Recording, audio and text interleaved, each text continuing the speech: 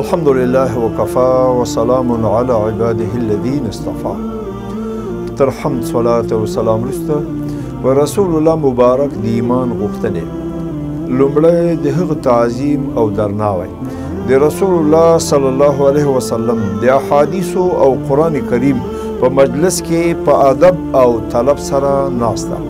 دویم ورسره ژوره مینه، ځکه که رسول الله صلی الله علیه وسلم نه وای نو موږ به د ځناورو په څیر ژوند کولی. هغه زموږ ناجي او محبوب دی.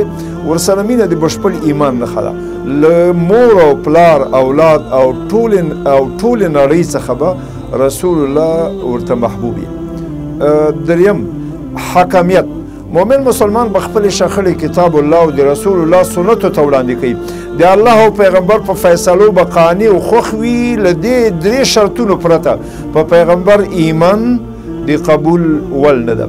څلورم هدف او تګلاره په دین کې لټول. مؤمن مسلمان حق نه لري چې خپلې غوښتنې او خوښې د خپلې خوښې په اساس خپل ځان ته اهدافو ته د رسېدو وسایل په خپله وټاکي.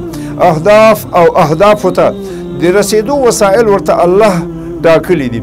هیڅکله کیدی نشي چې اهداف له دین څخه واخلي او وسایل د هوا او هوس په توګه انتخاب کړي. هیڅکله نه. په همدې توګه دغه دین له نورو ادیانو سره د سازش لپاره نه دی راغلی. دغه دین بشپړ واک، اقتدار او غلبه غواړي. پنځم بشپړ اطاعت. د خپل ژوند په ټولو کړوړو کې به د پیغمبر صلی الله علیه وسلم اطاعت کوي. پیغمبر د دې په خاطر استول کیږي چې د ژوند په ټولو اړخونو کې به د هغې اطاعت وکړی سي. هغه به خپل مقتدا او لارښود او د خپل ځان لپاره به بیلګه او مثالي شخصیت ګڼو او په نقش قدم به یې درومو. دا ځکه چې د پیغمبر اطاعت په حقیقت کې د الله تعالی اطاعت دی. د تاریخ په هر پړاو چې پیغمبر ولسونو ته ورغلی، له هغوی نه د الله تعالی د ویرې او د خپل اطاعت غوښتنه کړې ده. او شپږم د لارښوونې لپاره ورته رجوع کول. مؤمن مسلمان به د لارښوونې او هدایت حاصلولو لپاره پیغمبر ته د مرجع په حیث رجوع کوي.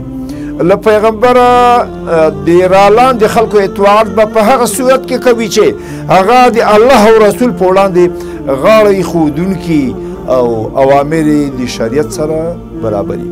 سبحانك اللهم وبحمدك اشهد ان لا اله